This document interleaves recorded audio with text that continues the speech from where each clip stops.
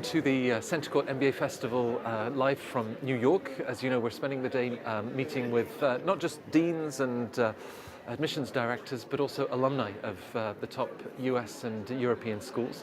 And I'm delighted to be joined by David Baker, who is a graduate of Oxford's Saïd School of Business. David, thank you very much for being with us. Since coming out of school, you're building this great career with L'Oreal as a VP now in the company. But you know, what's that secret that you didn't share in the interview, either with Saïd or when you got the job at L'Oreal? The secret? Yeah, what's the fun fact that isn't on your resume? Fun fact that's not on my resume. Prior to doing the MBA, I was a nationally ranked fencer. So I fenced saber and foil nationally and in Junior Olympics. And then when I went to the MBA, had a chance to be at Oxford. Beautiful, beautiful setting, and they had a fencing program, so I was able to try out for that and fence there. Right. Something that's sort of not normally on my CV. Right. But definitely something that taught me a lot of discipline and a lot of mental strategy of just how to play in someone else's head sometimes. Right, because of course the whole admissions process to these very selective schools that will look at your fast-track careers that you've built, academic achievement.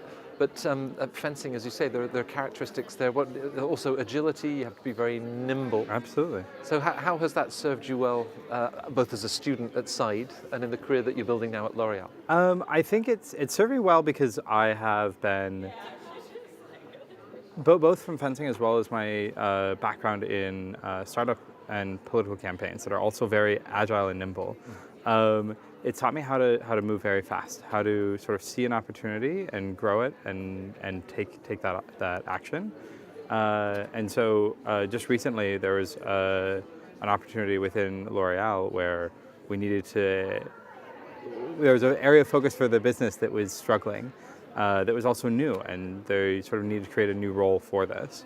And I saw that was starting to happen and was able to start talking with the right people, start building those relationships and insert myself in that conversation. And just recently got promoted to take on that role that didn't really exist before. Right. Well, congratulations on the new position. Thank you. I mean, as you look at that and seizing an opportunity or spotting something and how you then brought that forward, to what extent the year at Oxford also then gave you the confidence and even the strategic thinking to, how has the MBA, sort of provided opportunities like that? Yeah, I think that any MBA program provides those opportunities. You sit in strategy classes, you sit in cases, understanding and thinking through someone else's shoes, how to solve a problem. What I think was unique about the Oxford program for myself was partially how international it was. The US was only about 20% of my class, and no other country had larger percentage there. We had 56 countries there, and really we sat in those cases and someone would have an idea I would never have thought about. Right. I would never have had that perspective. And it was also a right answer. And it went from having this concept of a sort of a starvation economy, of a zero-sum game, that there is only one right answer, to realizing there are a plethora of right answers. Right. And there are a plethora of answers, some better than others, but there may not be some perfect solution. Right. And I think that that's something where Oxford trained that into me, because it was just a year of consistently classes and conversations, both within the business school as well as outside, that were focused around that mindset of just a different perspective. And it sort of forced my brain to always think and look for that perspective I'm not thinking about. Right. Sort of, to use a crude analogy, put on a rear view mirror so I can see in my blind spot, that otherwise I wouldn't have had. Right. Now, of course, you can look at a class profile at Oxford and other top schools, and they can sort of quantify the number of nationalities in the classroom. What was it that really drew you? Were you expecting that sort of those breadths of perspective? That was a surprise for me. I hadn't thought through that as much. I think what drew me, partially having applied there and getting in, when someone says, "Do you want to go to Oxford, the top university in the world?"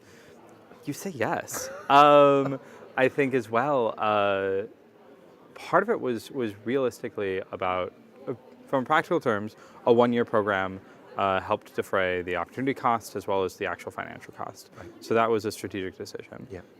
I think on top of that, having a program that was internationally based was key for me, because having worked at Google before, seeing how global the business world was, but how sometimes myopic we can get here in the States of focusing on only the US, I wanted to force myself out of that.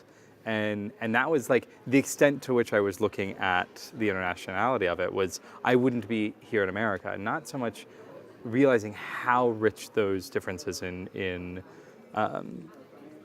perspectives would be in the classroom. Right. I think that, as well as what I saw for myself, the marketing program had just been revamped to focus on the future of marketing, to really drive home what that means, instead of looking backwards on old case studies. It was sort of helping develop new ones and push that.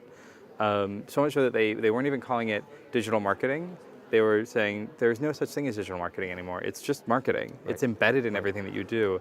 And if you don't think like that, then you're gonna be always playing catch up. And that to me was very tactical as well of wanting this program. Right. Now, of course, an institution that has over 800 years of history, and where the business school fits into that. Did you then find that transition back to the US, that the school carried a certain prestige and brand that worked well over here?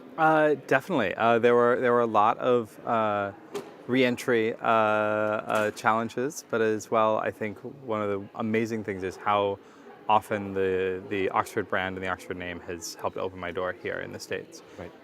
It's something where I was sitting at a meeting in our boardroom with, and we were just chit-chatting before the meeting got started, and I was chatting with the person next to me, and she's like, oh, where are you coming from? How long have you been at L'Oreal? Where were you before? And I said Oxford, and she said, which college? Which immediately I knew she went there as well. And we started a conversation and built a relationship, and she's now, she wasn't at the time, but now she's our chief marketing officer. And three bosses above me in my old role. And we were able to build that relationship and open some doors there, purely off of that name. I think it's been amazing how much that has helped open doors here, especially in New York, where most other people have an MBA. Sure, you have an MBA from HBS or from CBS or from any of the other top programs, Right. but so does everybody else. What I really like about being here in New York with an Oxford degree is I'm sort of unique in that regard. It's still a very well-respected program, amazing university, but it stands out just a little bit because it makes someone go, huh, I want to talk to that guy just a little bit more. Now, we spoke about L'Oreal, of course, has with the whole idea of because I'm worth it. That's a message that has endured, and it speaks to self-confidence. At business school, you pick up discounted cash flow, various sort of tools and skills, but how does business school then affect your self-confidence? Okay, from a self-confidence perspective, that's interesting. I think we spent most of the year working through those challenges, but also being asked to present them. Oxford, being a very tutorial-driven university at the undergrad level, carries a little bit of that into the business program as well.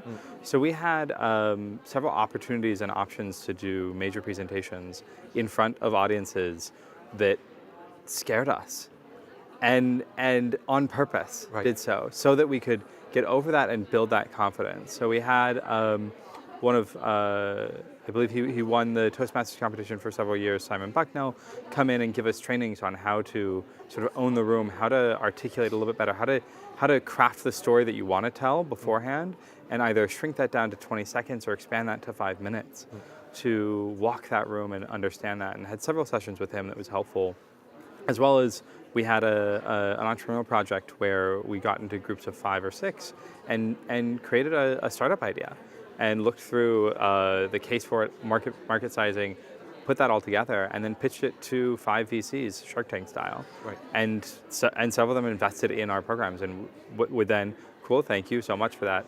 Now let's give you feedback on that. And we were able to have that real-time feedback throughout the program. Right. And that was part of the business school program, let alone outside the university, where the business school offers all of the MBA. The business school offers all of the MBAs a membership to the Oxford Union, which is one of the oldest debating societies in the world. And so we could go there every Thursday and listen to their debates and stand up and give our floor speeches. We could listen and take classes there on how to speak more. And it's something where just inserting ourselves in a university and in a town where learning is everywhere. You breathe and you're learning. If you're not, you're doing it just a little bit wrong. Is extremely helpful because it gives you those chances and those at-bats.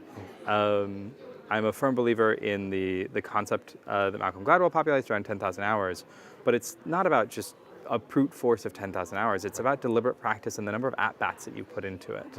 And what I really loved about the University of Oxford is that it gave you that even when you didn't think it was. Right. I still remember a time when I was sitting at Christ Church Cathedral on a Sunday listening to the Dean Martin, give a homily, give a sermon. And I was sitting there and realized how it related to my finance class that I'd taken 3 days ago and how I could take those lessons and merge them together. That's an extreme example, but it's something where everything there gave you that opportunity if you took it. Right. Thank you, because as we talk to graduates of these wonderful business schools around the world, sometimes it is those intangible moments and how they make that difference. It's clearly having a very positive impact in your life. So, David, thank you very much for joining us. You can catch more of the videos from the Centre Court MBA Festival, David's experience at the Saïd Business School at Oxford, and other top US and European business schools. So again, thanks for being with us, David. My pleasure. Thank you so much.